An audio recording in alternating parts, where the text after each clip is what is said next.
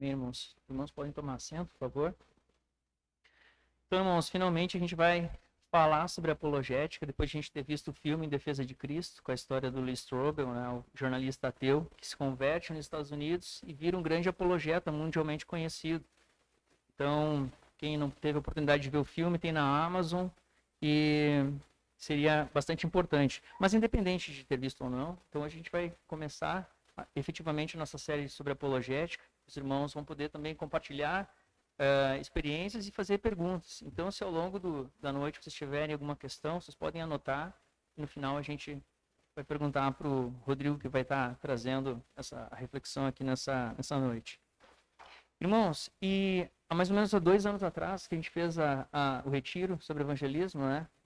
Lá em Gramado. E eu lembro que na época a gente fez alguns questionamentos que a gente mais ou menos tinha ideia a respeito de evangelismo.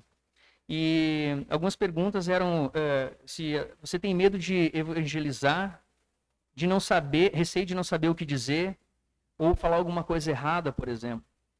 E recentemente também na Pictobíblia, para quem não sabe, fiz uma pesquisa onde 80% das pessoas disseram que tem receio de falar de Jesus para uma outra pessoa.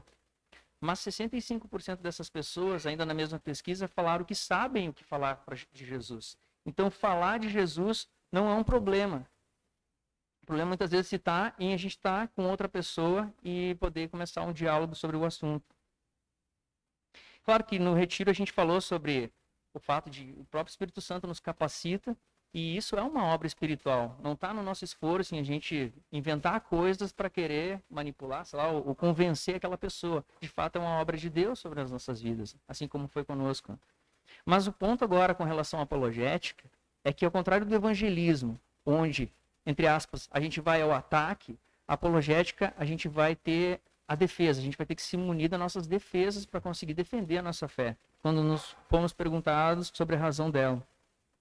E eu quero dar um exemplo aqui para vocês de como esse assunto é tão importante. E para isso eu trouxe um dado que é uma pesquisa de uma consultoria que é mundialmente conhecida, chamada PwC. Abre aspas, diz assim, ó, o mercado global de mídia e entretenimento crescerá em uma média anual de 4,2% nos próximos 5 anos. Em 2021, chegará a 2,23 trilhões. É o que mostra a 18ª pesquisa global de entretenimento e mídia de 2017 a 2021 da PwC. O levantamento analisou 17 segmentos do setor em 54 países, representando cerca de 80% da população mundial. No Brasil, o faturamento no setor de mídia e entretenimento deve chegar a 43,7 bilhões em 2021. Eu estou trazendo esse exemplo porque séries, filmes, teatro, desenho, qualquer tipo de novelas, por exemplo, geram pautas. Né? Se a gente for olhar os trend topics do Twitter, por exemplo, quase sempre, normalmente a Rede Globo, né, pauta aquilo que a internet vai discutir. E isso está na roda de conversa de todos nós. Ah, tu viu a série tal? Tu viu o filme tal? E a gente, muitas vezes, até por não querer parecer alienado com o que está se passando no mundo, a gente também vai lá e assiste esse tipo de conteúdo. E não é incomum a gente ver, após um dia de trabalho, sentar na frente da TV, querer dar uma descansada, poder dar uma relaxada, tu ligar na TV e aí o esgoto está aberto ali no meio da tua casa, não somente na TV, mas no celular também, uma série de outros dispositivos no computador, né? Porque o ponto é que ninguém é isento. Os produtores que estão fazendo esse tipo de conteúdo, eles partem de algum pressuposto para fazer suas histórias. E vocês vão convir comigo que normalmente não é um pressuposto que leva em consideração que o próprio Deus encarnou, veio até nós, morreu em função dos nossos pecados. E essa verdade que nos foi revelada, ela molda toda a nossa vida. É por isso que muitas vezes a gente se escandaliza. No entanto, ainda dentro do exemplo de mídias e cultura, ali estão pautas como sexualidade, política, enfim, N outras pautas que são comuns do nosso dia a dia. Talvez a gente possa se perguntar, então, será que a gente deve virar as costas para tudo isso e não olhar mais, não ver mais nenhum tipo de entretenimento? Talvez essa não seja exatamente a resposta. A gente não vai querer viver numa bolha, né? E não tem como fazer isso. A gente está inserido dentro de um contexto de trabalho com outras pessoas que não são cristãs, na faculdade com pessoas que não são cristãs. nos nossos vizinhos também que não são cristãos. E, consequentemente, eles estão sendo educados ou estão sendo pautados por essa cultura que está no mundo hoje. Então, aí a gente começa a ver o quanto é importante essa série de apologética. E eu, particularmente, falo assim que eu acho que ela deveria ser perene, né? Nem deveria ter um fim, assim, porque tem tanta coisa para a gente discutir, tanta coisa para a gente ver, tantos anseios que a gente gostaria de poder dividir uns com os outros. E talvez, graças a Deus, essa seja a oportunidade. Então, graças a Deus, né, pelos irmãos, pelo Edilene, Israel, Rodrigo, que pensaram também nessa série apologética, porque a gente sabe o quanto é um problema real que a igreja está enfrentando. Em 1 Pedro 3,15 diz o seguinte: antes santifiquem-se em Cristo como Senhor no coração. Estejam sempre preparados para responder a qualquer que lhes pedir a razão da esperança que há em vocês. Contudo, façam isso com mansidão e com respeito, conversando com boa consciência, de forma que os que falam maldosamente contra o bom procedimento de vocês, contra vocês que estão em Cristo, fiquem envergonhados das suas calúnias. Então a gente tem bastante perguntas para fazer. Graças a Deus pelo Rodrigo aqui está na nossa congregação, nosso pastor, que vai poder nos ajudar bastante, né, com uma série de questionamentos. Irmãos, acho que a gente também pode firmar aqui, fazer um compromisso de que não tem feio nem bonito, não tem certo nem errado. Não se sintam constrangidos de falar e perguntar. Vamos aproveitar que o pastor está aqui e poder perguntar e questionar. Fiquem à vontade. Então, Rodrigo, eu quero começar te perguntando o que é apologética, no fim das contas. 1 Pedro 3, 15 ao 16. Tem um microfonezinho ali.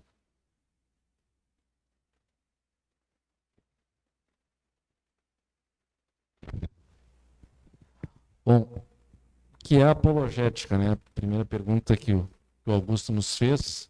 Vamos aqui no slide, vou pedir para que o Rafael passe aí.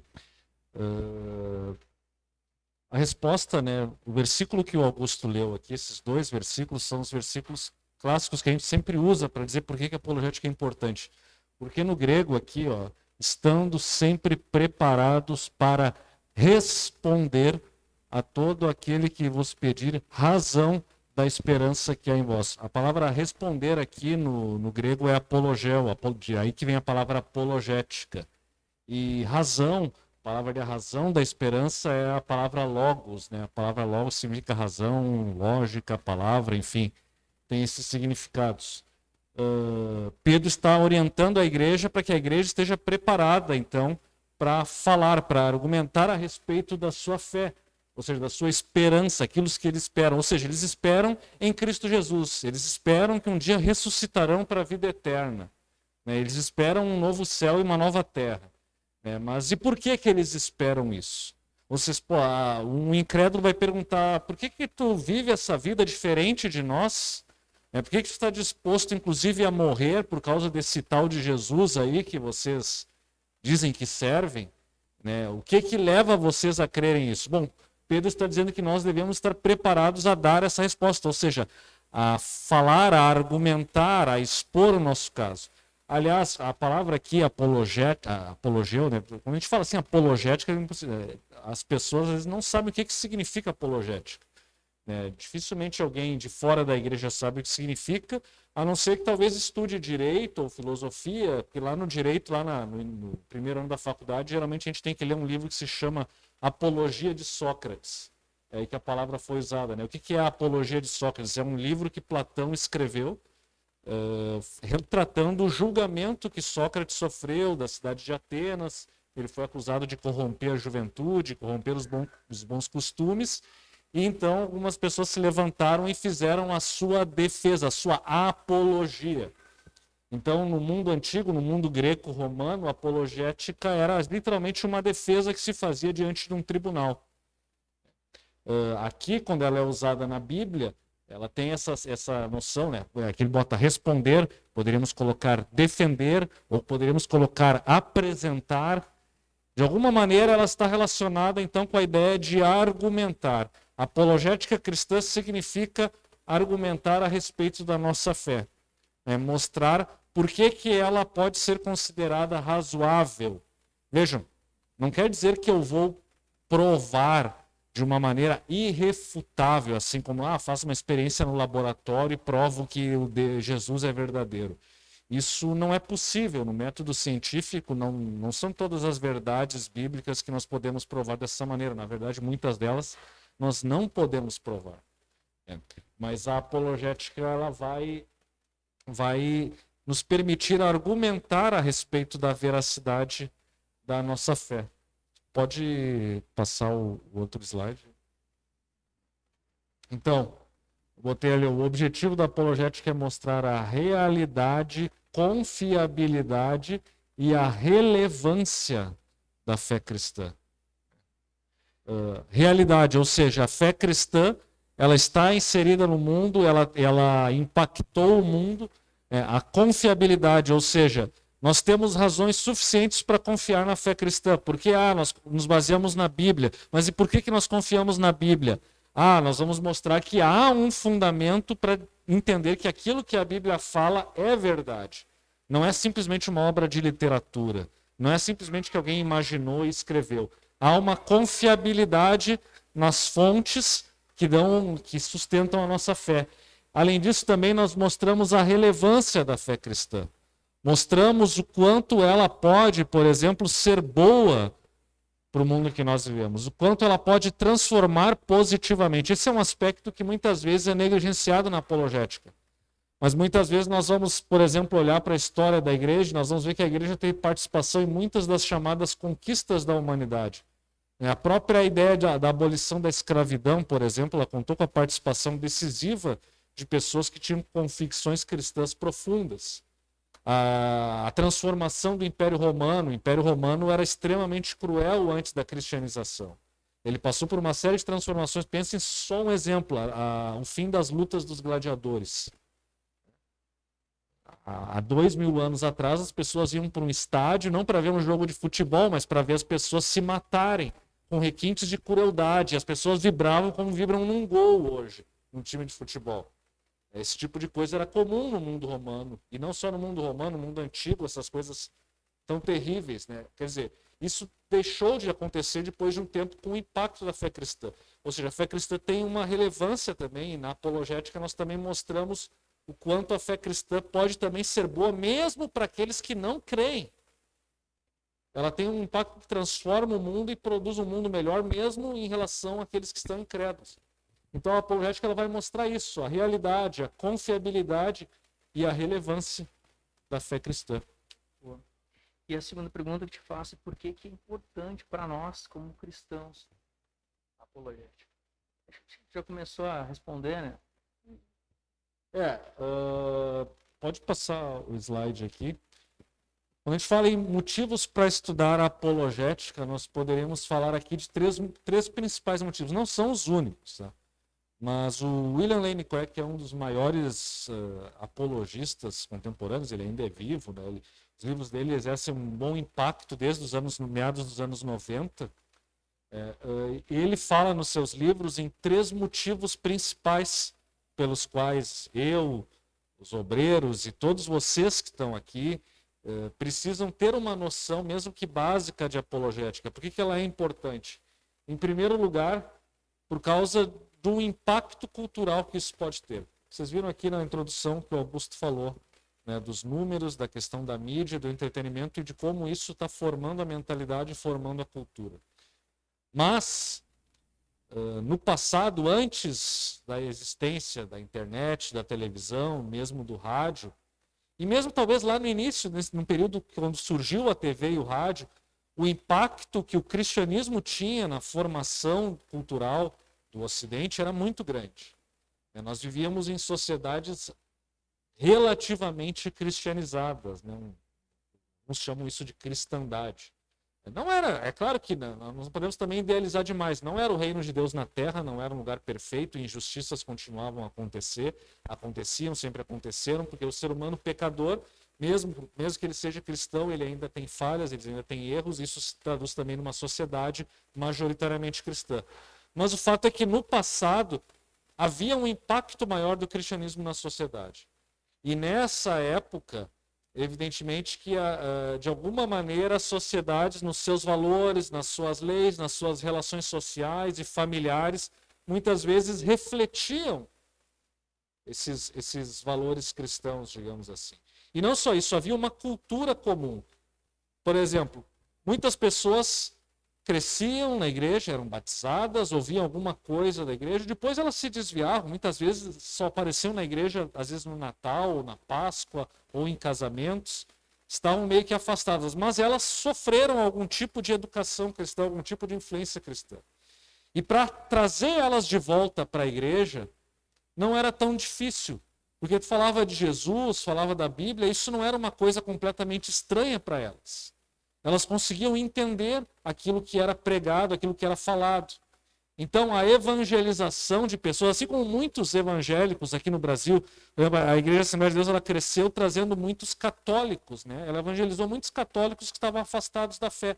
Mas esses católicos afastados da fé, eles sabiam, tinham uma noção de quem era Jesus, do que era a Bíblia, do que era a vida eterna, salvação, castigo, inferno, céu. Eles tinham essas noções, eles trabalhavam dentro dessas categorias de pensamento. Então, falar do evangelho, trazê-los para a igreja era mais fácil, porque haviam perspectivas de mundo mais ou menos em comum. Hoje em dia, em muitos países que eram cristãos, você vai para os Estados Unidos ou para a Europa, vai falar de Jesus, as pessoas nunca ouviram falar disso. As pessoas não veem nenhum motivo, não conhecem as histórias da Bíblia, as narrativas da Bíblia. Mal e mal têm uma noção de um Jesus que foi crucificado e dizem que ressuscitou, mas elas não têm essa visão mais ou menos comum de mundo que nós temos, influenciada pelo cristianismo. Então se torna um trabalho em dobro falar de Cristo para essas pessoas. Nós temos que mudar a forma que falamos. Que nós vamos falar da Bíblia, a pessoa às vezes nem sabe o que é a Bíblia e não tem a mínima consideração pela Bíblia, por exemplo. Então, por que isso acontece? Porque a fé cristã não está mais trazendo nenhum impacto cultural. E por que ela não traz nenhum impacto cultural? Porque ela parece irrelevante, parece fraca, parece coisa de pessoas irracionais, pessoas que não têm nenhum nível intelectual ou social, pessoas que estão desesperadas e, portanto, a única coisa que têm é essa fé e se agarram nela, e a sociedade rejeita, portanto, isso. Mas no momento em que nós estivermos preparados para argumentar a nossa fé, estivermos bem consolidados na defesa da fé, estivermos presentes na cultura e na sociedade, de alguma maneira teremos um impacto maior na sociedade, um impacto cultural, e, portanto, falar de Jesus nessa sociedade vai fazer mais sentido do que numa sociedade que Jesus não é, e o Evangelho não é conhecido de nenhuma maneira. Então, esse é um primeiro motivo. Se quisermos impactar o mundo em que nós vivemos, nós temos que conseguir demonstrar que a nossa fé é relevante, conseguir demonstrar que a nossa fé tem um fundamento, conseguir demonstrar que a nossa fé não é absurda. Veja, não é provar irrefutavelmente que ela é certa, mas demonstrar que ela é razoável, ou seja, que ela não é absurda. O segundo motivo é fortalecer a fé, e isso aqui é direcionado a todos nós. Vejam, nós, muitas vezes, o Augusto uma vez fez no Pictobíblia, não sei se vocês acompanharam e viram, né? Fez vários slides ali, desde o início lá, a criança, né, no ventre da mãe, o pai e a mãe orando por ela, né, aí pegam ela, consagram ela para Jesus quando ela nasce, aí levam ela na igreja, e aí lá na igreja ela vai crescendo, aprende alguma coisa, aí na adolescência a igreja começa a oferecer entretenimento, diversão, e aí elas vão para a faculdade, e aí chega lá na faculdade, vem aquele professor, né, marxista, né, que deixa eu falar alguma coisa sobre essa tua religião ocidental opressora do homem branco, né? E aquele jovem sem nenhum preparo cai nessa conversa furada, porque é uma bobagem imensa o que eles falam na universidade sobre o cristianismo, né? O que os secularistas, os marxistas, enfim, os que odeiam a fé cristã, porque eles odeiam a fé cristã, e o que eles falam muitas vezes é ridículo, é absurdo, entendeu?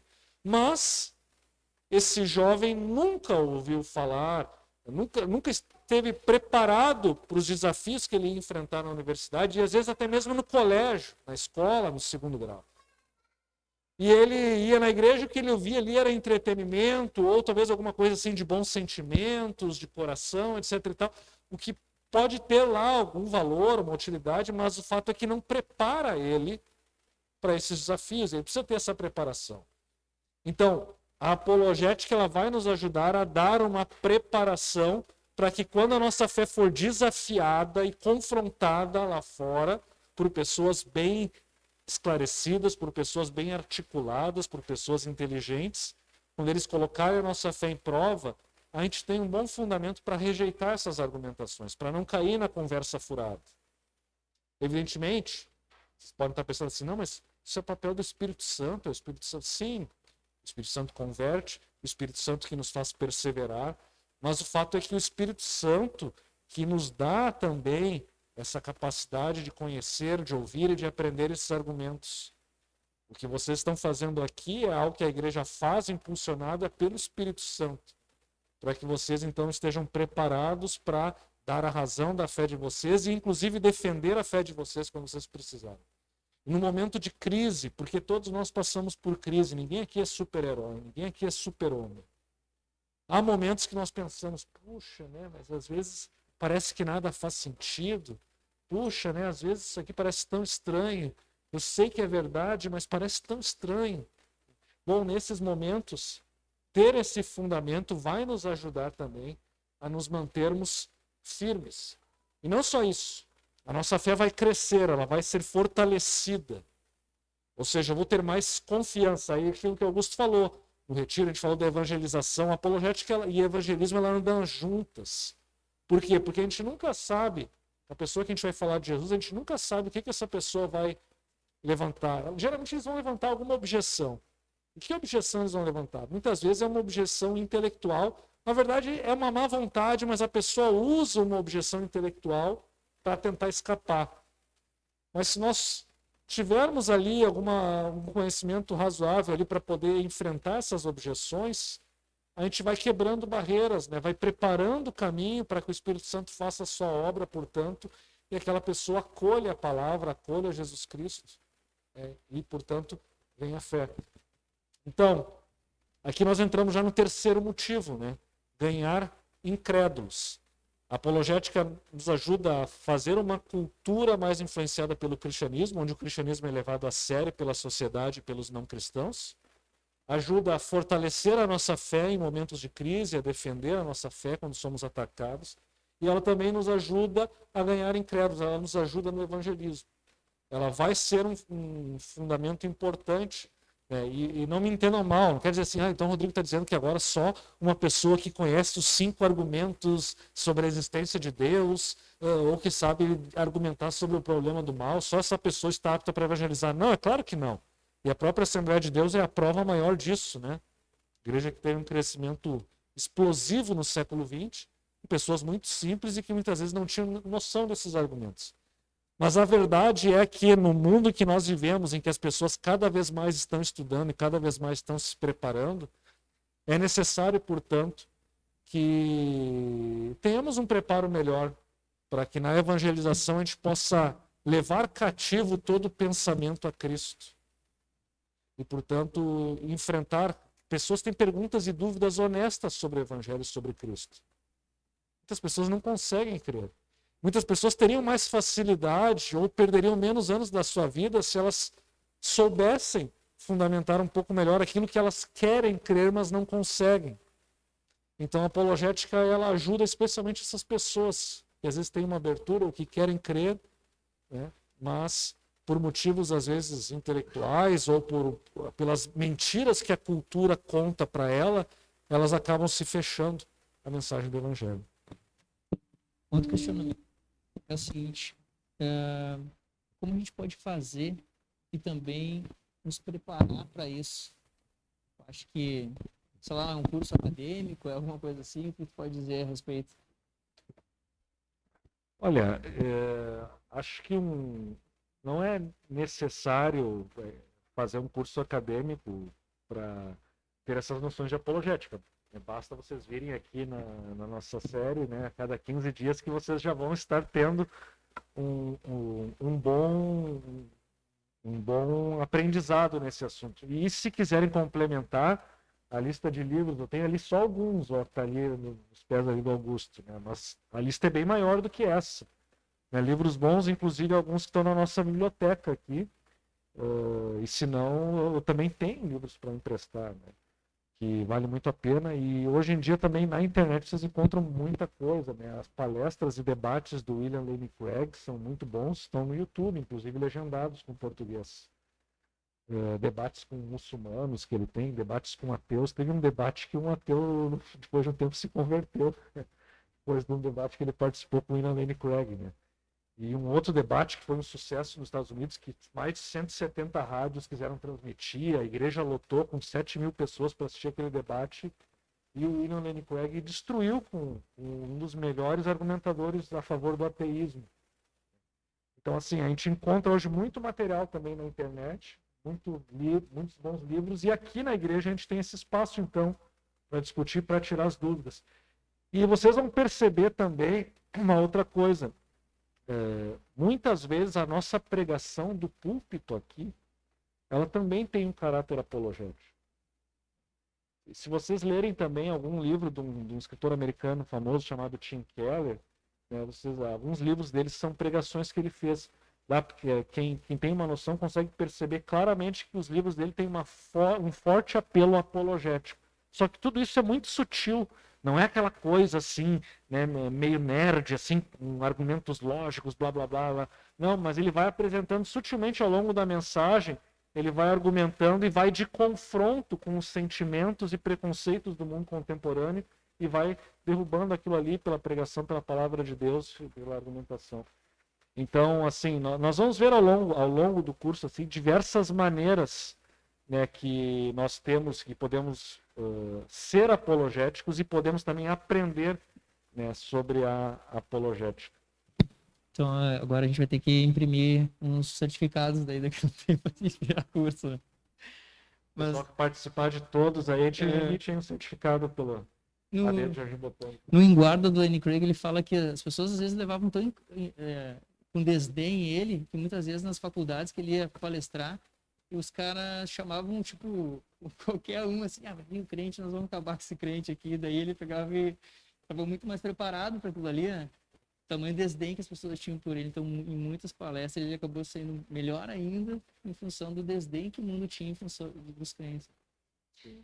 Uma pergunta que eu te faço por último, assim, Rodrigo, é como falar de Jesus para as pessoas que não cresceram em contato com a fé cristã e também, junto a isso, com relação a católicos, que também já partem do pressuposto que já têm conhecimento a respeito da fé cristã. Quanto a isso, passa o próximo slide, eu acho que chega a ser.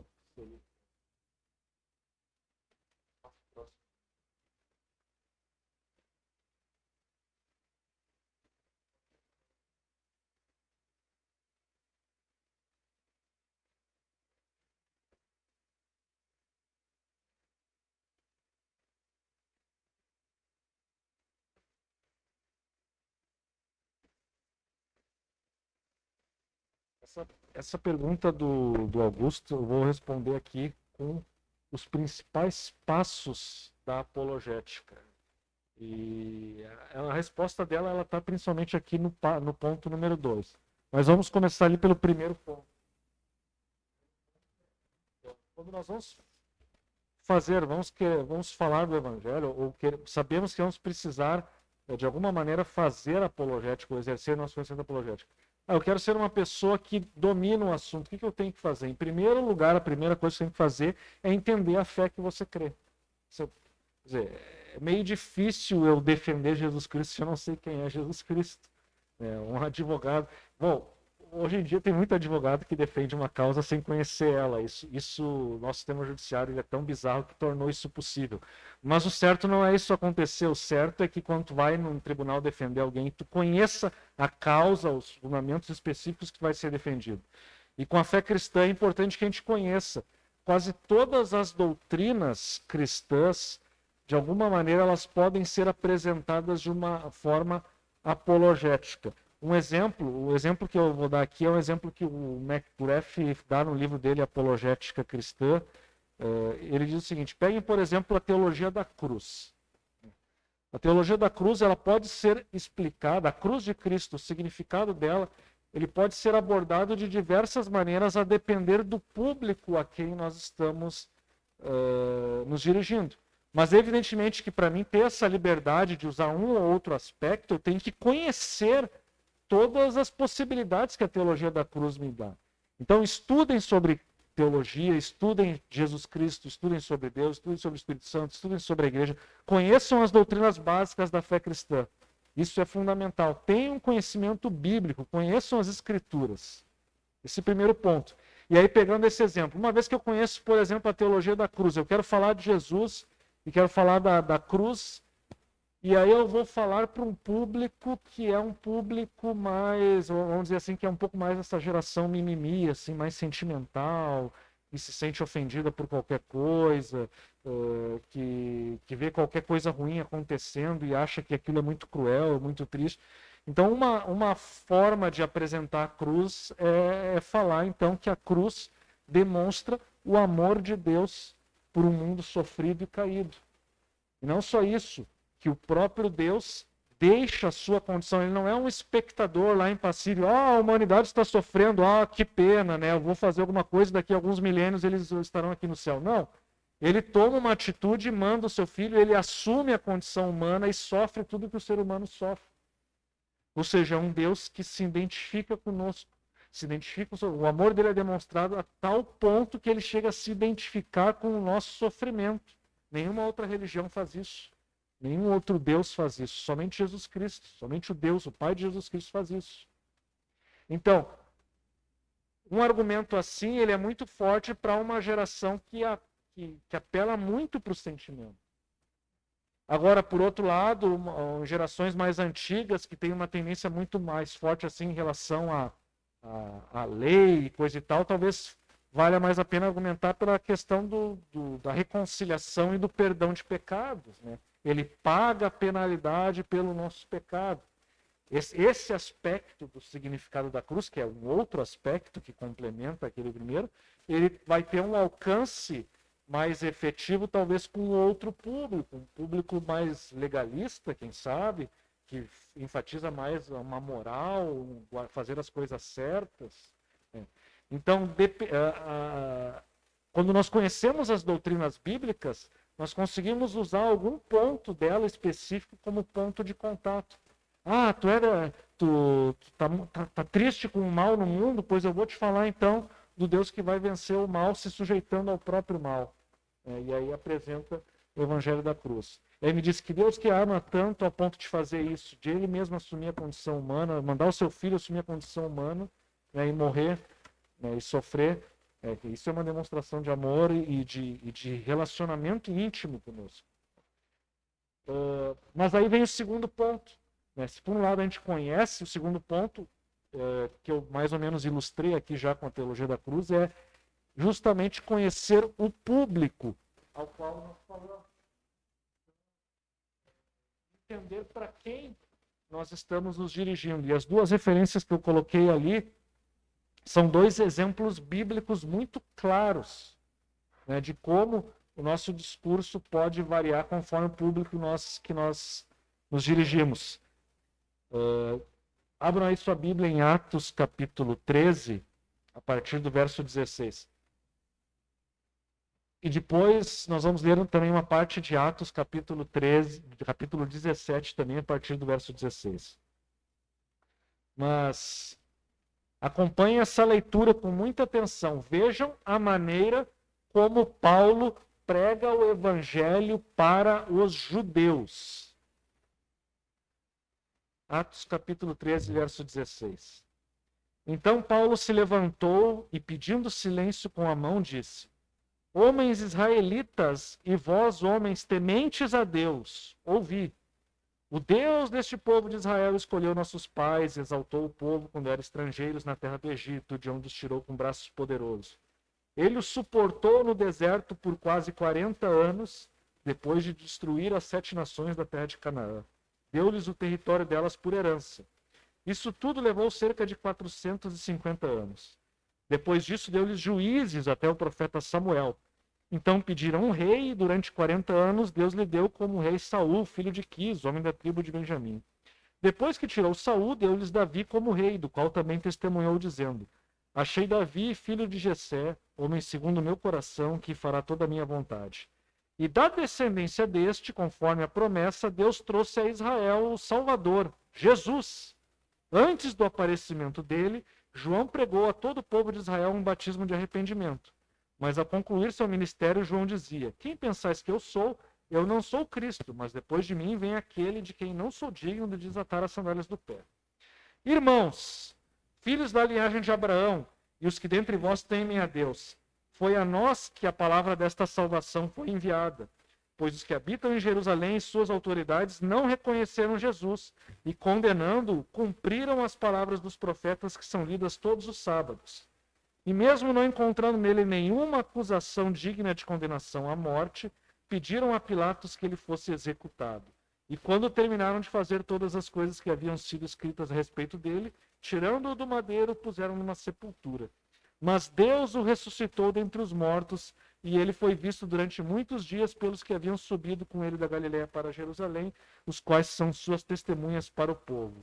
E nós vos anunciamos as boas novas da promessa feita aos pais, a qual Deus cumpriu para nós, filhos deles, ressuscitando Jesus, como também está escrito no 2º Salmo: Tu és meu filho, hoje te gerei. E quanto a tê-lo ressuscitado dentre os mortos, para nunca mais voltar à deterioração, Deus falou: Eu vos darei as santas e fiéis bênçãos a Davi. Porque ainda em outro salmo diz: Não permitirás que o teu santo sofra deterioração. Porque Davi, depois de servir a sua própria geração, pela vontade de Deus adoeceu, foi posto junto aos seus pais, sofreu deterioração. Mas aquele a quem Deus ressuscitou não sofreu nenhuma deterioração. Irmãos, ficai, pois, sabendo que por meio dele vos é anunciado perdão de pecados, e por meio dele todo o que crê é justificado de todas as coisas que não pudeste ser justificados pela lei de Moisés. Tomai cuidado para que não venha sobre vós o que foi falado nos profetas. Vede, ó zombadores, admirai-vos e desaparecei, porque em vossos dias realizarei uma obra na qual jamais crereis se alguém vos contasse. Até aqui. Então, lemos vários versículos aqui da pregação de Paulo para os judeus. Eu pergunto para vocês, o que vocês me diriam como características dessa pregação?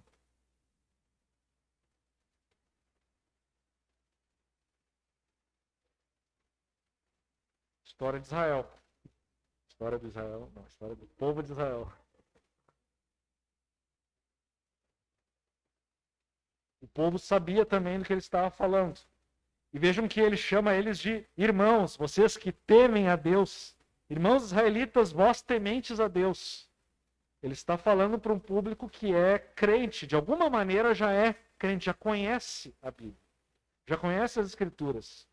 E o que ele faz ao longo da sua pregação? Cita várias vezes a Escritura, cita salmos, cita profetas, faz um relato da história de Israel. E tem mais alguns detalhes apologéticos, vocês perceberam aqui? Que outros detalhes apologéticos poderíamos dizer aqui? Poderiam ser interessantes.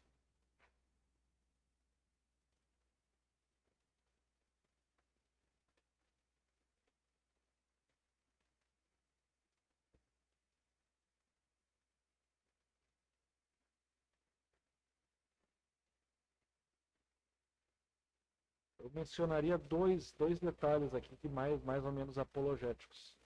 Primeiro, ele demonstra que Jesus cumpriu profecias. De alguma maneira, isso é uma argumentação apologética, porque ele está usando a profecia como autor. Os judeus acreditavam em profecias.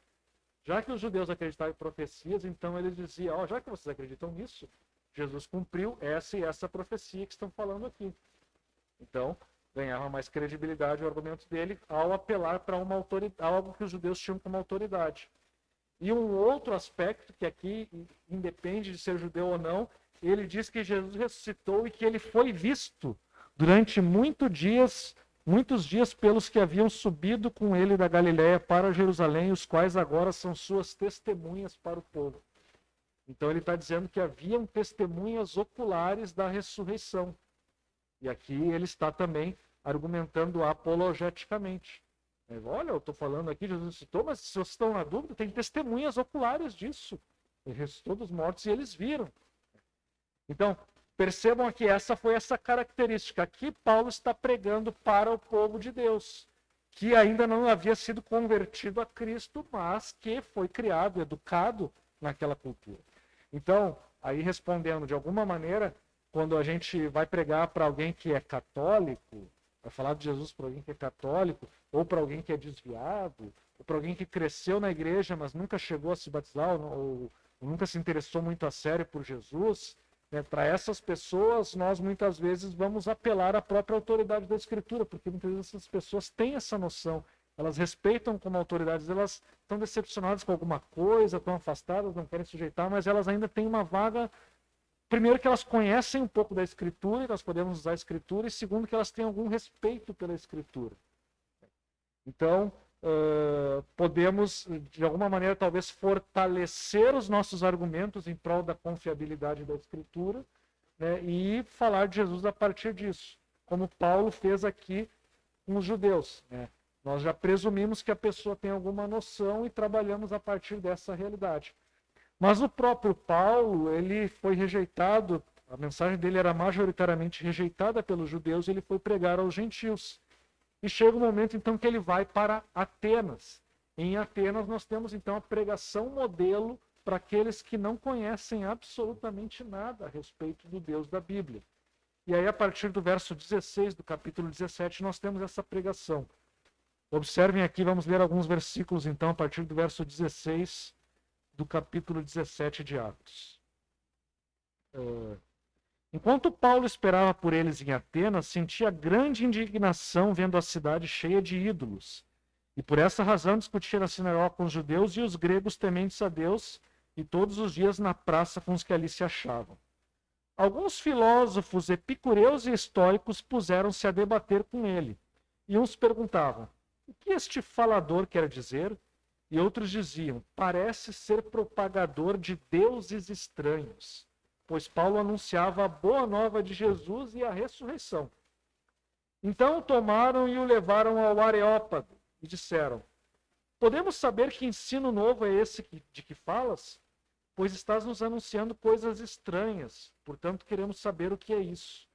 Todos os atenienses, como também os estrangeiros que ali residiam, não tinham outro interesse a não ser contar ou ouvir a última novidade. Então Paulo ficou de pé no meio do Areópago e disse: homens atenienses, em tudo vejo que sois excepcionalmente religiosos, porque ao passar e observar os objetos do vosso culto, encontrei também um altar em que estava escrito: ao Deus desconhecido. É exatamente este que honrais sem conhecer que eu vos anuncio. O Deus que fez o mundo e tudo que nele há, Senhor do céu e da terra, não habita em templos feitos por mãos de homens. Tampouco é servido por mãos humanas como se necessitasse de alguma coisa, pois é ele mesmo quem dá a todos a vida, a respiração e todas as coisas. De um só fez toda a raça humana, para que habitasse sobre toda a superfície da terra, determinando-lhes os tempos previamente estabelecidos e os territórios da sua habitação, para que buscassem a Deus e, mesmo tateando, pudessem encontrá-lo. Ele, de fato, não está longe de cada um de nós, pois neles vivemos, nos movemos e existimos, como também alguns dos vossos poetas disseram, pois deles também somos geração. Sendo nós geração de Deus, não devemos pensar que a divindade seja semelhante ao ouro, à prata ou à pedra esculpida pela arte e imaginação humana. Deus não levou em conta os tempos da ignorância, mas agora ordena que todos os homens em todos os lugares se arrependam, pois determinou um dia em que julgará o mundo com justiça por meio de um homem que estabeleceu com esse propósito, e ele garantiu isso a todos ao ressuscitá-lo dentre os mortos. Mas quando ouviram falar em ressurreição de mortos, uns zombaram e outros disseram: sobre isso te ouviremos em outra oportunidade. Então Paulo saiu do meio deles. Então, o que vocês podem ressaltar aqui de diferença em relação à pregação que ele fez lá na sinagoga para os judeus?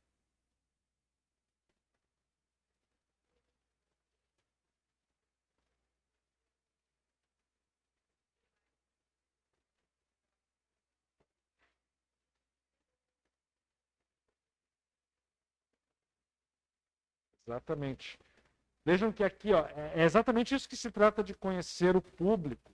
E, na verdade, já de certa maneira entra no terceiro ponto, usando um ponto de contato. Paulo fala de uma maneira muito clara e compreensível para os atenienses, e ele pega um ponto de contato, ou até vários pontos de contato da cultura.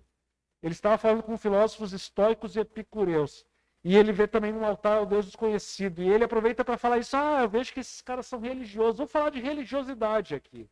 Já que eles são religiosos, eu vou pegar isso como um ponto de contato. Ele diz, olha, varões atenienses, eu vejo que vocês são religiosos, vocês têm aqui um altar ao Deus desconhecido. Então, né, já que deixaram essa deixa, eu vou falar sobre esse Deus desconhecido que vocês adoram sem conhecer. E aí ele começa. E quando ele começa a apresentar, ele também não vai para a tradição greco-judaica, ele não vai citar o Antigo Testamento, não vai citar a Bíblia. Né? Pelo menos não naquele primeiro momento ele não faz isso. Isso é bastante curioso. Os gregos ali provavelmente se tinham alguma noção do que era a escritura hebraica, que já existia tradução para o grego naquela época, mas eles deviam ter uma noção muito vaga e provavelmente não conheciam isso a fundo, não era algo relevante. Então Paulo tenta argumentar a partir das suas culturas, do seu contexto. E vejam que o Paulo chega ao ponto de citar um poeta deles. Nele vivemos, nos movemos e existimos. Né? Como disse um dos vossos poetas. Eu agora de cabeça não me lembro que poeta é esse, mas se vocês pegarem um livro aí, um comentário bíblico, vai dizer qual é o poeta que falou isso. Alguns dos vossos poetas disseram, pois dele também somos geração. Então, ele pega coisas que a cultura greco-romana falavam que era verdade isso. Ele pega isso e diz, olha aqui, ó, isso aqui vocês estão falando é o Deus. E toda a argumentação dele, quem tem um pouco de conhecimento de filosofia, sabe que ele está argumentando com categorias da filosofia. Ele, por exemplo, ele começa a falar do Deus que faz o mundo e tudo que ele há. Os filósofos já tinham essa concepção de um Deus único. Platão, a ideia de uma única divindade que dá origem a todas as coisas.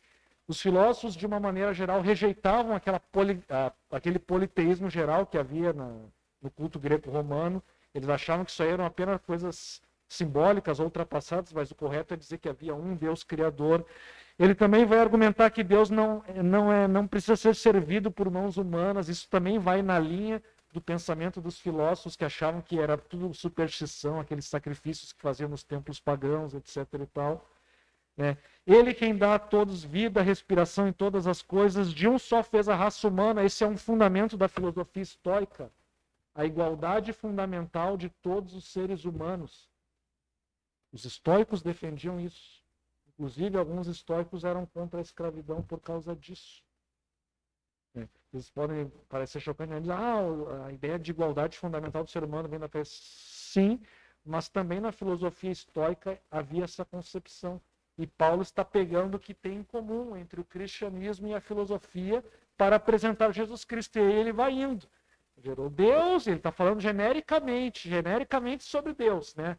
Até ali, estão concordando. Aí ele diz assim, e um dia ele vai fazer justiça por meio daquele que ressuscitou dentre os mortos. Opa, para aí, acabou. Não. Ele falou em ressurreição, acabou. Os gregos não aceitavam ressurreição porque era algo irracional. Era algo absurdo. Eles acreditavam apenas em vida após a morte, talvez até, mas não em ressurreição dos mortos. Isso não fazia sentido. Mas, por isso que Paulo é modelo de apologética. Porque ele usa o ponto de contato, ele fala com clareza, mas ele não abre mão da mensagem. E a mensagem é, Jesus Cristo ressuscitou dentre os mortos e por meio dessa pessoa Deus fará justiça em todo o mundo. Por mais que seja diferente a abordagem, Paulo não corrompe o evangelho para torná-lo relevante.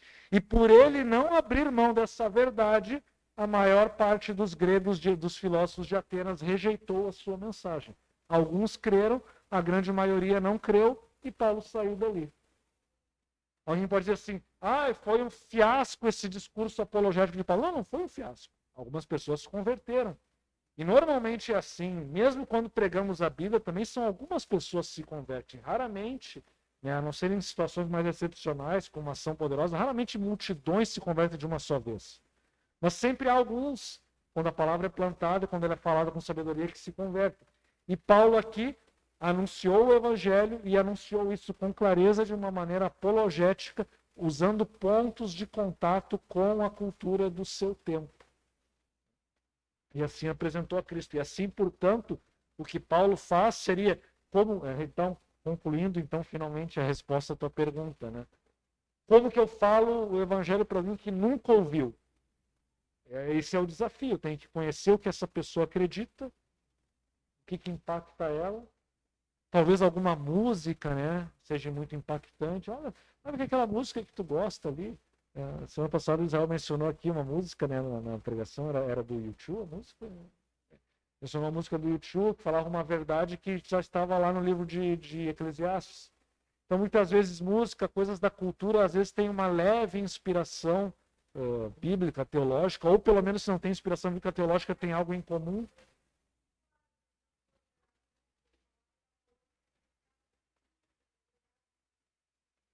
Exatamente. Então, também, tu gosta dele, o amor, então vamos falar um pouco de amor, o verdadeiro amor. Então, às vezes, são pontos de contatos que nós usamos para, então, introduzir o evangelho. E assim nós vamos falar, mas o erro que nós cometeríamos aqui seria presumir que a pessoa conhece a Bíblia, sabe quem é Moisés, sabe o que é a lei, sabe o que é Jesus, ou presumir que a pessoa sabe o que é pecado, o que ela precise de salvação. O mundo hoje acha que nem precisa de salvação. Então o nosso desafio é tentar encontrar um ponto de contato para mostrar que a pessoa precisa de salvação, para tentar ilustrar a ideia do pecado, para que aí, a partir disso, então, apresentar um Salvador. Do contrário, a mensagem não fará sentido. Então, a apologética ela tem essa dimensão. Vejam como a apologética ela é mais do que defesa. Ela é interação. Ela é diálogo. Diálogo com a cultura, interação com a cultura, para que a mensagem seja apresentada de uma forma relevante e compreensível para aqueles que não creem, sem que com isso venhamos a comprometer a essência da mensagem. O grande erro da teologia liberal é que ela compromete a essência da verdade e oferece um evangelho diluído, que na verdade nem dá mais para chamar de evangelho, é só pensamento terapêutico e moralidade, nada mais do que isso, mas isso não é evangelho.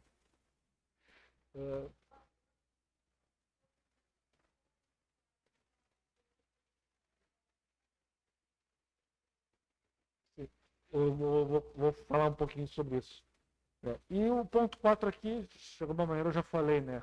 Feito isso, nós apresentamos o evangelho como Paulo fez. Tendo ponto de contato, apresentamos o evangelho. Agora pode retroceder um pouquinho os slides.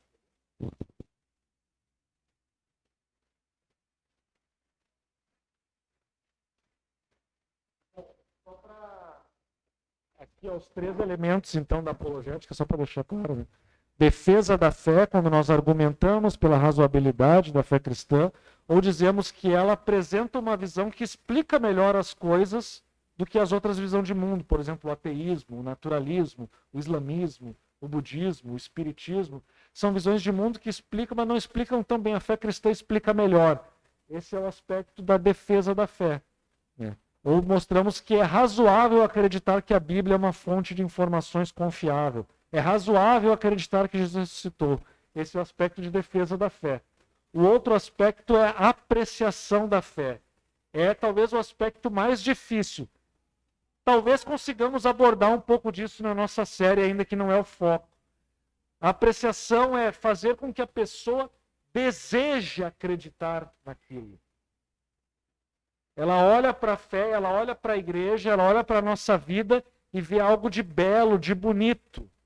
Essa é uma forma eficaz e poderosíssima de apologética. Mexer com os desejos, com as afeições das pessoas.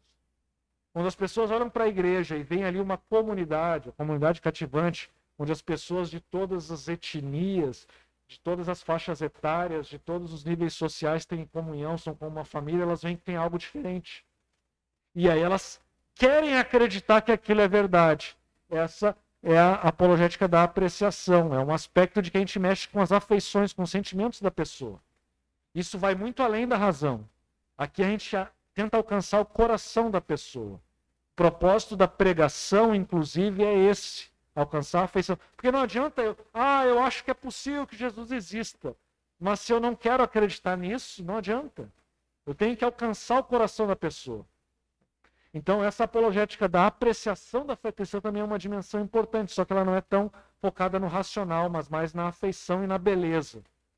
E a tradução, que é aquilo que eu falei, que nós falamos aqui, o que Paulo fez com os judeus, o que ele fez com os gentios, é conseguir traduzir a fé de uma maneira que ela seja compreensível para aqueles que não conhecem. Eu colocaria aqui. Então, a conclusão disso é que a apologética não é uma mera postura defensiva, mas também é construção e diálogo com a cultura. Pode passar o próximo. Pode passar também o próximo. E um aspecto importante, então, em relação a isso, nós estamos se aproximando do fim aqui, mas é o seguinte: um aspecto importante, isso tem que ser uma realidade para todos nós. A nossa apologética ela tem que ser encarnacional. O que nós queremos dizer com encarnacional? Ela deve ir além dos nossos argumentos, além do raciocínio, além do intelecto. Ela tem que envolver a nossa vida, o que nós somos. Ou seja, as pessoas devem olhar para nós e ver coerência. Devemos viver de uma maneira coerente com aquilo que falamos, pregamos, defendemos. A nossa fidelidade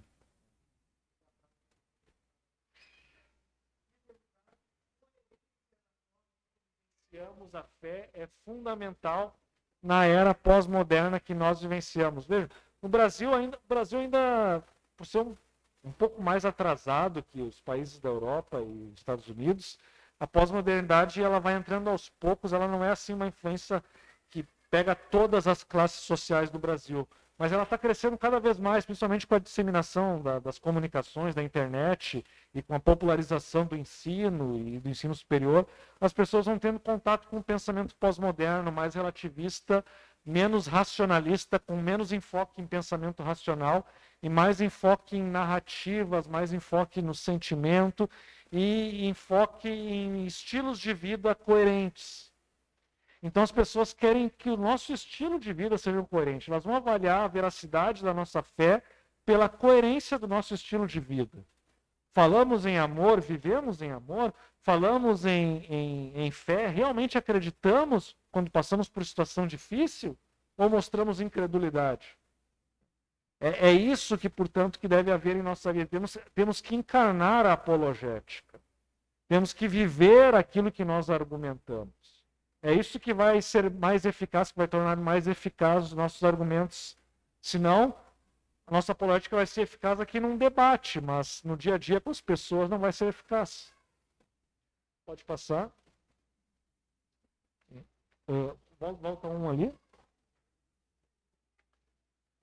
Então, volta uns 4 slides, eu acho. Volta mais um. E era para ter um vídeo aqui. Tá. Eu só vou colocar um minuto e meio desse vídeo, mais ou menos, para vocês verem aqui um modelo isso aqui é real.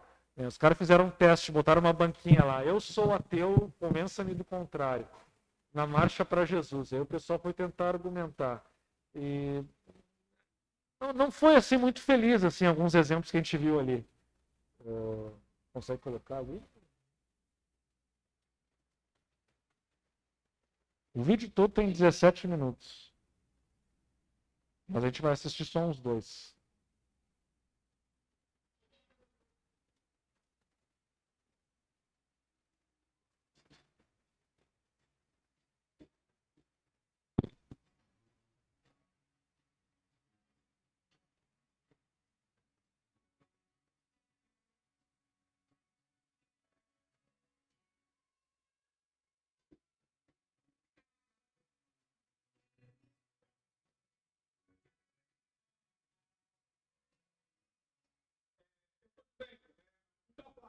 Eu não disse para faculdade de fé. Como você fazia para faculdade de fé?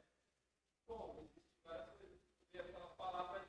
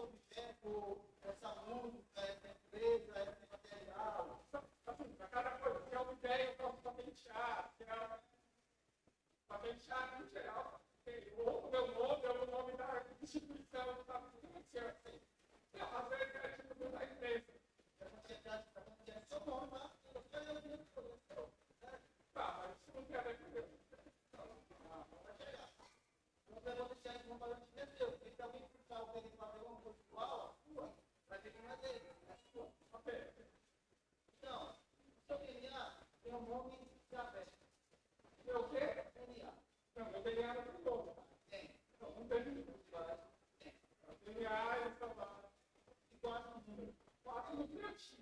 10, 5, 6, 5. Traduzindo reais, significa Javé, que é Deus. Por aí já teria explicado de novo. Como você provaria que Deus existe?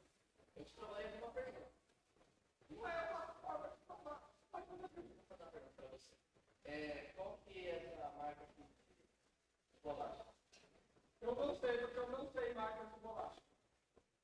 Então, assim, pelo conhecimento, através da ciência, a gente pode, pelo conhecimento de pai, mãe, às vezes você vai ensinando as pessoas, vai comer uma bolacha, essa bolacha é traquina. É traquina? Ok. Olhando pelo negócio aqui, ó, morango. Morango, né? Morango. Só que assim, como é que você vai dizer que essa bolacha é doce ou é saudável? Eu poderia comer essa bolacha? Mas para que ele experimentar, certo? Não, pela cor dela, tudo indica primariamente. Se for uma bolacha, seria de chocolate, provavelmente todo. Mas você tem que testar. Teria que testar, porque ciência tem que testar, exatamente. Então, assim, como conhecedor de letras, sou formado em letras, de aula, eu sou um questionador também. Tanto que eu não vou fazer briga para fazer você virar cristão. Tá, então é a maneira. Exatamente. O maior problema hoje é que a pessoa quer incitar você a ser cristão. Ela quer respeitar o seu cristão. Exato. É isso? Então, como conhecedor dessa área, você falou que a pessoa tinha que experimentar. Eu teria que fazer algum teste para experimentar. Só que a pessoa olhando, ela vai achar que é doce. Mas se morder. E aí, qual é o gosto que eu senti? Não sei, você pegou isso. Exatamente, tem que entender. Você acha que é doce, você teria que pegar. Mas você tem que lembrar. Como você me convenceu do contrário? Deus existe.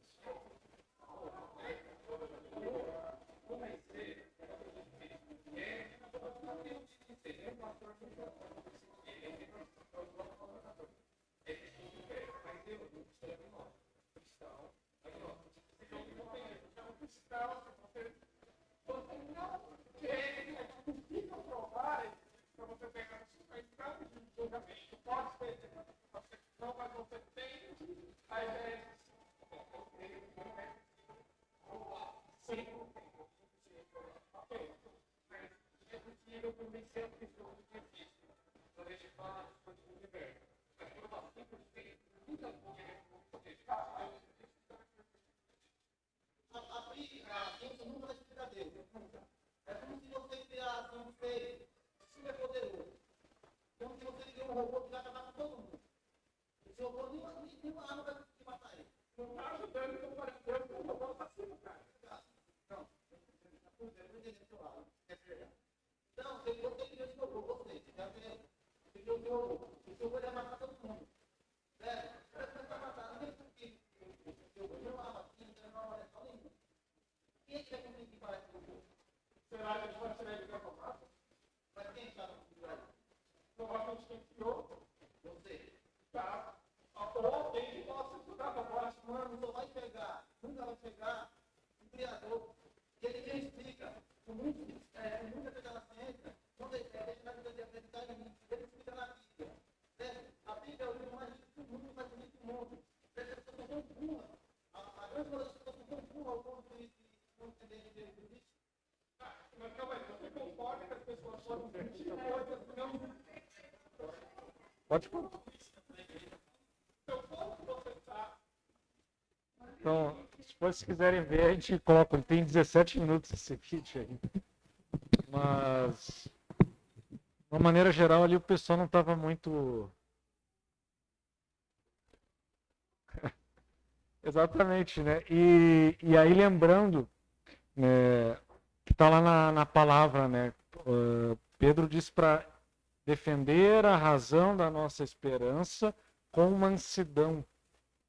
Quer dizer, muitas vezes o mensageiro é a mensagem. Se a gente faz isso de uma maneira agressiva ou se porta de uma maneira equivocada, a mensagem perde, a apologética perde eficácia. Então, a apologética não é a arte de argumentar para vencer um debate político e humilhar as pessoas, humilhar o oponente. Não dá certo, não vai dar certo. E nem Dá para comparar mais ou menos assim. Teve um debate eleitoral na época do Aécio concorreu com a Dilma e ele destruiu ela no debate, humilhou ela, mas assim, humilhou, passou vergonha a Dilma. Só que depois do debate ele perdeu pontos. Ela aumentou a vantagem dela nas pesquisas eleitorais. Por quê? Porque o povo ficou com pena. Ela apanhou tanto dele, ela foi tão humilhada por ele, foi tão patético o desempenho dela, que o povo ficou com pena dela e achou que o Aécio era arrogante. Ah, esse playboy arrogante aí, não vou votar nesse cara. Então, a gente pode ser muito convincente num debate, mas isso pode muitas vezes jogar contra nós a nossa postura. Se a nossa postura soa arrogante, as pessoas vão se fechar. Por mais convincente que nós sejamos, por mais lógico que sejamos, as pessoas se fecham, não ouvem e não aceitam. Então a gente tem que ter uma postura adequada, uma postura de humildade. Do contrário, a mensagem, a nossa apologética se perde o seu propósito. Pode ir lá para o final, que aqui eu acho que então nós já encerramos. Aqui, para encerrar, eu quero apenas ilustrar aqui para vocês, antecipar para vocês os temas que nós vamos trabalhar, então, ao longo das próximas semanas. Nós vamos ficar um bom tempo nessa série, porque essa série ela vai ter, digamos que, 2 momentos. Um momento em que nós focamos aqui em questões mais clássicas da apologética, como, por exemplo, a existência de Deus. E quando nós falamos de existência de Deus, abre assim um campo de assuntos que são usados aí na argumentação, como, por exemplo, a origem de todas as coisas, o significado da vida humana, a estrutura moral do universo, tudo isso, de alguma maneira, aponta para a existência de Deus. Nós vamos trabalhar isso no primeiro momento. Nós vamos trabalhar também algo que é importante, que é a confiabilidade das Escrituras. Será que a gente pode confiar no relato? A Bíblia diz que Jesus ressuscitou. E eu tenho que acreditar nisso. Por que as Escrituras são confiáveis? É um outro ponto que será trabalhado. Jesus Cristo, ele ressuscitou dentre os mortos de fato? Há evidências suficientes para acreditarmos nisso? E uma vez que ele ressuscitou, nós podemos concluir que ele é o que a Bíblia diz que ele é, ou seja, Senhor e Salvador, Filho de Deus? Outro ponto, a veracidade e exclusividade da fé cristã de salvação. Isso é mais do que nunca relevante no mundo em que nós vivemos. Por quê? Porque nós vivemos numa era de pluralismo. Diversidade, o pessoal gosta de usar essa palavra diversidade, e pluralismo. Uma das principais características da pós-moderna, o pluralismo religioso. Por que o cristianismo é verdadeiro e não o islamismo, não o budismo, não o espiritismo? Será que é possível afirmar que Jesus Cristo é o único caminho para Deus? Ou essa reivindicação ela é absurda, né, como muitos tentam fazer parecer? Será que podemos abrir mão da exclusividade? Esse é um ponto fundamental. Talvez um dos principais desafios que a fé cristã enfrenta hoje, a particularidade da fé, ou seja, a sua exclusividade. Somente Jesus é o caminho para Deus. E se não for, então o propósito do que a igreja faz, 90% desses propósitos se vai. Não há necessidade. Mas depois desses primeiros pontos da apologética mais clássica, nós vamos trabalhar alguns pontos que dizem respeito à vida cristã e que o cristão hoje precisa apresentar muitas vezes justificativas para a postura que ele adota diante da sociedade. Porque a sociedade cada vez mais se afasta. Vejam, por ser cada vez menor a influência do cristianismo na sociedade, os valores da sociedade mudam. E com isso os cristãos precisam aprender a defender coisas que até um século atrás eram perfeitamente naturais. Então, a questão a respeito da homossexualidade, da moral sexual em geral. Sexualidade em geral. Sexo quando é legítimo, quando ele é ilegítimo.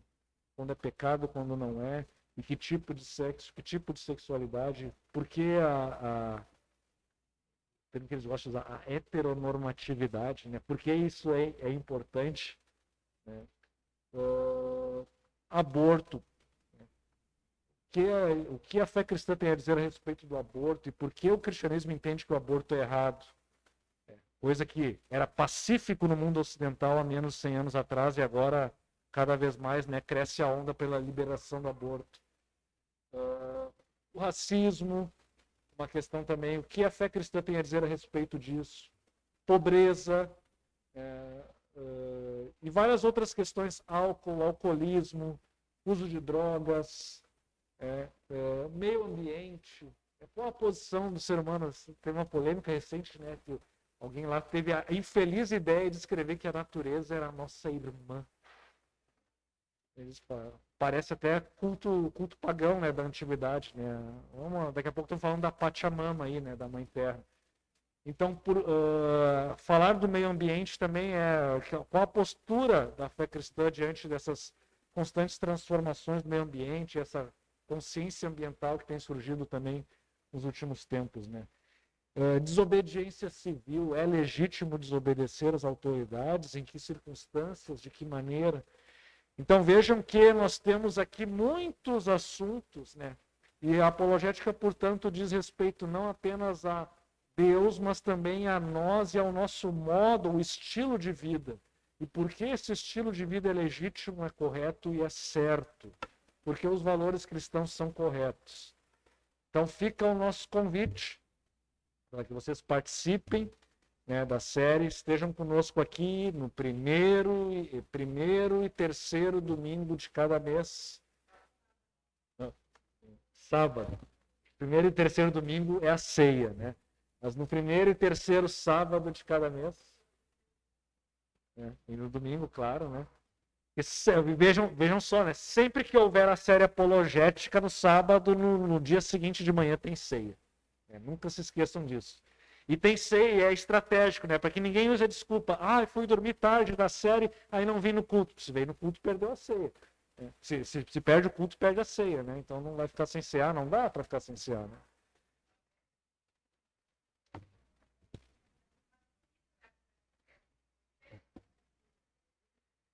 Então, dito isso, nós aqui, eu vou estar com o Augusto aqui, temos alguns minutinhos para responder algumas questões que vocês possam ter, estamos à disposição. E logo em seguida, nós vamos ter ali o nosso coffee break. E desde já, meus irmãos, eu gostaria assim de pedir, não é obrigação, não é constrangimento a ninguém. Se puderem, façam uma oferta, uma contribuição para o coffee break. Lá atrás, lá, tem uma caixinha de tênis ali em cima, ó, que tá com uma fitinha lá. Foi meio que de improviso ali que a gente fez um buraquinho ali. Então, quem quiser contribuir, ó, o Israel pegou ela, ó. Quem quiser contribuir, deposite sua contribuição ali, qualquer valor, né? Não tem nenhum constrangimento, né? Ninguém vai saber quem foi, quanto deu, se tinha pouco, se tinha muito, enfim. Mas se você sentir no seu coração de contribuir, faça que você vai estar ajudando. A nossa ideia é poder oferecer sempre coffee breaks aqui ao final da nossa palestra, até para ninguém ficar com pressa de sair correndo para ir comer ou fazer comida depois que encerrarmos aqui. Nós vamos então ao momento de responder as nossas perguntas. É o meu quando eu abro aqui. Ô, Rafa, na gravação ali, só quando fala aqui no microfone que sai? Na gravação aí, só no microfone que sai? Então, se algum irmão tiver alguma pergunta, eu quero levar o microfone até o irmão para poder pelo menos ficar registrado lá a pergunta. Então fique à vontade, se alguém quiser fazer o... Não. Então pergunta, de repente eu repito a pergunta. Tá, melhor, se alguém ficar constrangido. Alguém? Vou abrir aqui para o Rodrigo, então, uma pergunta. O Rodrigo falou sobre a questão encarnacional, apologética encarnacional. E muitas vezes a gente tem esse receio de ser o santarrão lá fora no mundo. Porque as pessoas muitas vezes olham para o crente e ficam esperando que ele nunca cometa erro nenhum. Infelizmente, nós, enquanto pecadores, a gente comete erros, a gente tem essas falhas. E 8 horas por dia expostos aos nossos colegas de trabalho ou no contexto de uma faculdade, de aula, eles vão ver coisas e vão apontar para nós.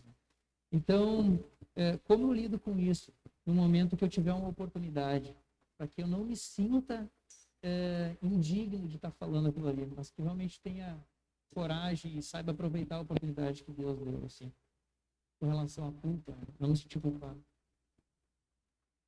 Isso, tipo assim, ó, surgiu uma oportunidade, mas não vou falar de Jesus porque as pessoas sabem que, enfim, falei tal coisa, de repente falei um palavrão, né?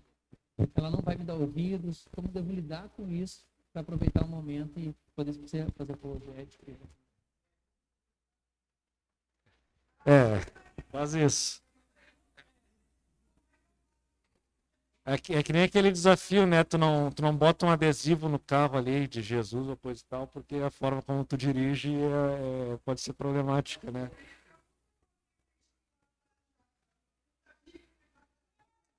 Ao pouco tá ali xingando todo mundo e coisa e tal, né? Olha, de fato, principalmente nesse mundo mais sentimental, mais pós-moderno, né? As pessoas avaliam muito isso, né? Ah, que baita hipócrita, né? Ele fala uma coisa, mas olha lá, é um baita de um pecador, né? O que eu acho que talvez uma apologética que a gente tem que fazer em relação a isso é tentar desmistificar na mente das pessoas a ideia de que o crente é o cara perfeito, né? Que é o cara que não comete erros, é o cara que nunca vai se irritar, né? Que nunca vai falar. É claro que a gente tem o padrão de Jesus Cristo para seguir, é óbvio, né? Mas todos nós sabemos que ninguém é perfeito, entendeu? Isso é um ideal que nós seguimos. E muitas vezes nós vamos falhar. E a pessoa ela tem que entender que o cristianismo justamente não é a ciência da perfeição. O cristianismo é a ciência, é algo que tem a ver com a redenção. As pessoas vão a Cristo buscando redenção justamente porque elas não conseguem ser perfeitas, justamente porque elas não conseguem, né, viver de uma maneira que nós acharíamos que deveríamos viver para sermos, ao final, então, considerados bons, né, sermos justificados. Ninguém consegue. É justamente por isso que nós precisamos da fé cristã. Se conseguíssemos fazer isso, aí não precisava Jesus, né? Nem precisava morrer. Não. Aí tá ali, que nem no espiritismo ali, tu pega ali, tem uma ideia, uma doutrina, segue um padrão de vida, e aí tu vai fazer boas obras e vai pagar a tua culpa, e aí tu vai evoluindo gradativamente em sucessivas reencarnações, né? Mas aí tu não precisa Jesus nesse esquema, entendeu? Tu mesmo vai indo, tu precisa só de um mestre que te ensina um caminho, mas não alguém que pague a pena pelo teu pecado. Então, o que nós precisamos, acho que um aspecto da apologética nesse ponto, quando nós não temos um testemunho perfeito na nossa vida, é apontar para esse lado, né? Usar isso como um argumento até, talvez, né? Conseguir virar o jogo nesse sentido. Olha, justamente, né, a minha falta de argumento, a minha falta de coerência é justamente um dos motivos pelos quais eu preciso de Jesus, né? Tem até uma história, né? Uma vez eu ouvi, acho que foi até o Olavo de Carvalho, uma vez que eu ouvi ele falando num podcast dele lá, que ele conta a história de um judeu que se converteu ao catolicismo até. O que aconteceu? Esse judeu, ele dizia, eu vou lá em Roma ver como é que é, porque lá é o centro do cristianismo, né? Então eu vou lá em Roma ver como é que é, e se eu ver que as coisas são boas, eu abandono o judaísmo e viro cristão. Aí ele foi lá, e aí a pessoa para quem ele falou isso ficou preocupadíssimo. Ele vai em Roma, vai ver aquela corrupção, aquela ostentação de riqueza com o dinheiro do povo, aqueles papas corruptos, aqueles bispos cardeais vivendo no luxo, cheio de amante, de concubina, aquela imoralidade total, porque assim era na época da Reforma, pelo menos, e por muito tempo Roma tinha essa fama, né? De ser um lugar que não tinha nada de espiritual. E aí ele pensou, o judeu vai lá para Roma, vai voltar escandalizado pelo pecado do Papa e do pessoal que vive em torno dele, né? Aí o judeu foi, aí voltou, ele, me converti. Ele, tu te converteu? Mas o que tu viu lá em Roma? Ele disse, não, realmente é chocante. Chocante o modo de vida do Papa, dos bispos, é terrível. Mas aí quando eu vi tudo aquilo, toda aquela corrupção, eu pensei assim, olha, se com meio a toda a corrupção da liderança, o cristianismo durou todo esse tempo, por mais de 1000 anos, e ainda milhões de pessoas seguem ele, é porque é verdade, porque qualquer outra religião com tanta corrupção teria acabado. Então, Quer dizer, de alguma maneira o argumento é uma historinha, uma ficção, né? Mas o que eu quero dizer com isso é que às vezes o exemplo do nosso pecado tem até o efeito contrário nas pessoas, quando elas conseguem enxergar justamente que isso pode ser uma prova da bondade, da misericórdia de Deus, de como Deus sustenta o seu povo, apesar do pecado do seu povo. E o cristianismo está aí, 2000 anos se passaram, nunca houve uma sociedade perfeita, mas a fé cristã está aí forte como sempre, né?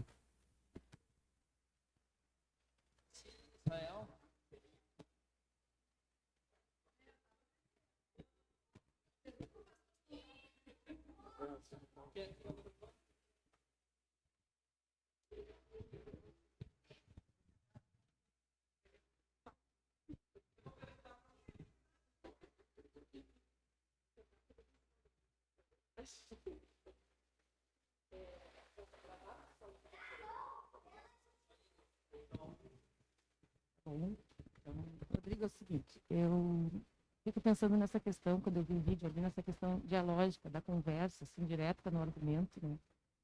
E me veio à cabeça, assim, essa questão da igreja, ela, assim, de ela não fazer isso habitualmente, essa questão, né? Da apologética, do questionamento, assim, ela faz um estudo bíblico, né? Mas ela não, ele é individualizado, né? Ou pequenos grupos, porque exige esse acesso, né, ao conhecimento, assim, aos livros e também a pessoas que a gente possa conversar como está fazendo aqui agora, né. E aí eu estava lembrando do filme que a gente estava vendo, que é Os Apóstolos, né, de Jesus, que é esse que estava passando aí, né, que vocês indicaram, que a gente estava...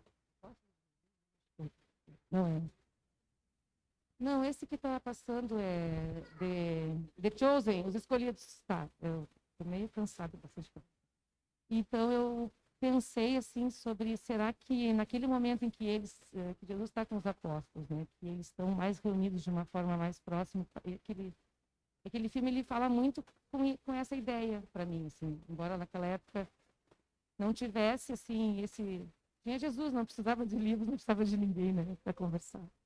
Então a pergunta seria mais relacionada com isso, se é uma tendência, né, se a apologética é uma tendência e se isso é possível ser feito em toda a igreja cristã, assim, como é que é isso, assim, para ti, sobre essa questão da apologética, como ela deve ser colocada, assim, né, como prioridade, e como que a gente deve fazer para continuar com esse estudo, que é o princípio básico do objetivo, né? Até como eu falei ali na exposição, né, a apologética ela é para toda a igreja, ela não é apenas para os teólogos, para os pregadores, para os evangelistas, mas para todos, porque a igreja ela cresce a partir do ministério de toda a igreja, não só dos líderes, né, não só de Jesus. Jesus passou para os apóstolos para aquelas pessoas que foram crendo, e assim a igreja cresceu, se multiplicou e se tornou a maior religião do mundo. Quando a igreja toda está envolvida, portanto, o crescimento acontece. Então, eu acho que a apologética ela é importante para toda a igreja. E como eu falei, né, o nosso desafio é também, quando a gente prega, nós sejamos um pouco apologéticos na pregação, assim como sejamos evangelísticos na pregação. E nos nossos relacionamentos, ou quando falamos de Jesus, procuramos ser. E uma coisa, até fazendo um link com o filme, né, que nós assistimos, né, me chama muito a atenção, não sei se vocês lembram, lá no final, quando ele diz para a esposa dele que ele se converteu, e aí ela pergunta para ele, o que houve? Tu encontrou as evidências na tua viagem, então, lá tu encontrou a resposta dele. Não, mas mais do que isso, foi tu. Foi você, ele diz, foi você. Tu orava por mim, tu estava aqui, a tua vida, né? Então, quer dizer, a maneira como nós vivemos a fé tem um impacto muito grande, né? Não foi só a soma de evidências que ele juntou, mas a própria transformação que aquilo causou na esposa dele e o fato de que a própria esposa estava orando por ele, suportando tudo que ele estava fazendo ali, a raiva dele contra a fé, né, e tudo mais. Ele viu nela, né, aquilo ali. Então, em última instância, esse é o nosso principal fundamento apologético, a maneira como vivenciamos a nossa fé, vivemos ela com coerência. E oramos a Deus e o Espírito Santo faz o seu trabalho e usa, inclusive, os argumentos que a gente usa para o convencimento e conversão da pessoa. Então, acho que nesse sentido, sim, é para toda a igreja. Ah, Israel, então, e acho que depois vamos encerrando, se ninguém mais tiver perguntas. É bem breve. Na verdade, tem um termo que tu usou com frequência, que tu usou bastante, acredito que vai usar novamente, que talvez não seja tão claro para todos, que é o que é a pós-modernidade. Que provavelmente vai estar bem envolvido aí nos próximos Sim. encontros também.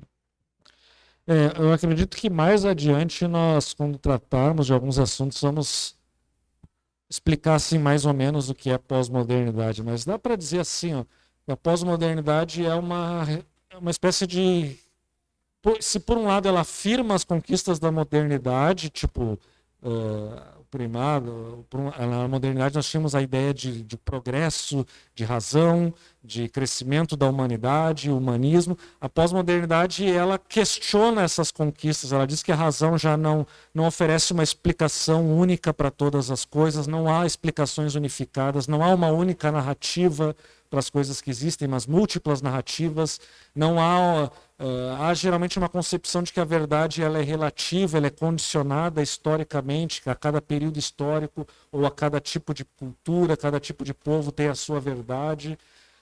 A concepção também de que a razão é limitada, mas, por outro lado, nós acreditamos nas coisas não com base apenas na razão, mas há todo um imaginário social que está por trás, nos dando valores, nos dando costumes, fazendo enxergar a realidade de uma determinada maneira e, portanto, não há uma forma única de compreender todas as coisas. E ela, de uma maneira geral, ela rejeita, então, as explicações racionalistas para tudo. Inclusive, a pós-modernidade põe em xeque a própria ciência, em última instância, porque ela vê que a ciência é limitada para explicar todas as coisas. A ciência não pode, nunca pôde. É uma ilusão positivista achar que a ciência vai encontrar resposta para tudo. Não vai.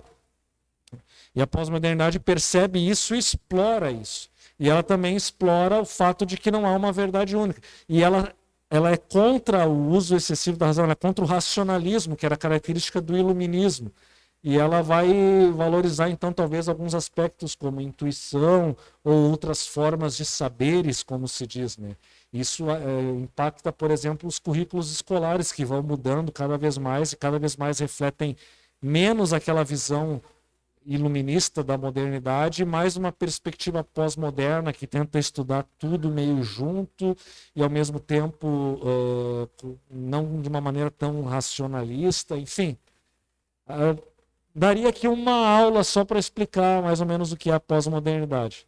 Mas, assim, de uma maneira geral, relativismo, relativização das verdades, a crença que não há mais uma verdade única que explique todas as coisas e uma desconfiança das tentativas de dizer que há uma verdade absoluta, justamente porque eles acham que a verdade absoluta ela foi usada ao longo da história para oprimir as pessoas. O cristianismo ou a razão universal do iluminismo ela serviu para massacrar os povos que eram considerados irracionais. Então, isso é apenas um argumento para sustentar as pessoas que estão no poder. E, na verdade, a gente tem que desmistificar essas visões únicas de mundo, porque elas só justificam relações de poder. Resumidamente, assim, dá para falar que isso é característica da pós-modernidade. E falar o evangelho para um mundo pós-moderno pode ser mais fácil no sentido de que ele não exige mais aquelas provas racionais que se exigiam no início do século XX. Né? Isso já está não é mais tão relevante assim para o pós-moderno. E também nos permite falar do evangelho como uma perspectiva de vida, como um estilo de vida. Olha o nosso estilo de vida como cristãos. Isso às vezes causa mais impacto no pós-moderno do que um argumento racional, porque ele considera racionalismo coisa ultrapassada. Então, assim, cativar o coração do pós-moderno, mostrar um estilo de vida cativante, mostrar coerência no modo que nós vivemos, é mais eficaz apologeticamente, evangelisticamente, do que argumentar racionalmente. Então, essa vai ser uma outra dimensão da apologética que a gente vai ter que também trabalhar ao longo dos meses aqui. Daiane?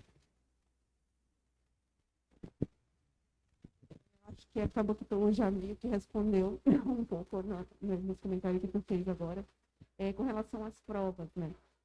Existem algumas pessoas que elas não duvidam da existência de Cristo, por exemplo, mas elas têm outras crenças, como o espiritismo, a própria teologia, ou coisas desse tipo. Então, assim, como estabelecer essa comparação de que a minha fé em Cristo é mais valiosa do que a dela, vamos dizer assim, né? Porque essas mesmas pessoas, muitas vezes elas acreditam na ciência, tá? A ciência, porque precisa testar, mas ela também acredita em signos, por exemplo, entendeu? Então, tá, o que é que faz ela acreditar nisso e não a fé em Cristo? Então, como é que eu posso argumentar nesse sentido? Acho que também essa questão a gente vai ir respondendo, né, ao longo da série, mas basicamente acho que a gente vai para algum ponto de, assim como o Paulo fez com os atenienses, que pegou algo da filosofia deles, a gente pega algum ponto de contato com essas pessoas, né? Por exemplo, na perspectiva espírita, tu tem uma ideia ali de justiça, né? De que as pessoas merecem ser punidas pelo mal que fizeram e precisam, né, fazer alguma coisa para poder alcançar um modo de vida, né, adequado, melhor do que esse modo de vida que nós temos aqui. Então, a partir disso, aí tu apresenta o que o cristianismo oferece e apresenta isso como uma explicação, inclusive, mais satisfatória, né, do que a explicação espírita. Por exemplo. Essa é uma das abordagens, né? Quer dizer, tu não vai provar com certeza científica que a tua fé é mais verdadeira, mas tu vai mostrar que a tua fé explica mais coisas do que outras fés, outras perspectivas, né? Eu acho que é mais ou menos esse o caminho, né? E aí, nesse sentido, a gente inclusive apela às vezes para valores que são importantes para a pessoa, né? Se ela valoriza o amor, né? Então a doutrina cristã, a morte de Cristo, né? Então tudo isso aponta para um amor que tu não vê, né, em outros lugares, um amor na própria divindade, né? Deus é amor, né? E ele prova isso por meio do seu filho, né? Então acho que é mais ou menos por aí, então, que poderia ser. Então, acho que com isso vamos finalizando. Então, reiterando mais uma vez, temos lá o nosso cachorro quente. Estão todos convidados a compartilharem a mesa conosco agora, com alegria. E se quiserem contribuir, está lá a caixinha. Se não puderem contribuir, não tem problema, continuam sendo nossos convidados. E vamos então fazer uma oração para o encerramento e já orando pelo alimento. Então, Deus eterno, louvado seja o teu nome, somos gratos, Senhor, pelo que pudemos estudar essa noite, Senhor, da tua palavra, da apologética. Te pedimos que isso se torne prática em nossa vida, que possamos vivenciar, que possamos aprender de fato a defender a nossa fé com toda a mansidão, com todo o temor, e dessa maneira sermos mais propositivos, mais evangelísticos na nossa vida, nos nossos diálogos, nos nossos relacionamentos. Agora, Senhor, também te pedimos que tu nos despeça em paz, nos dê um retorno abençoado. E agora, Senhor, que possamos compartilhar deste alimento com alegria, que tu possa abençoá-lo e que tu nunca deixe faltar o alimento na casa do teu povo, Senhor. Mas que agora, Senhor, o teu povo participe deste alimento com alegria e com comunhão, uns com os outros e contigo. Assim oramos em nome de teu Filho Jesus. Amém.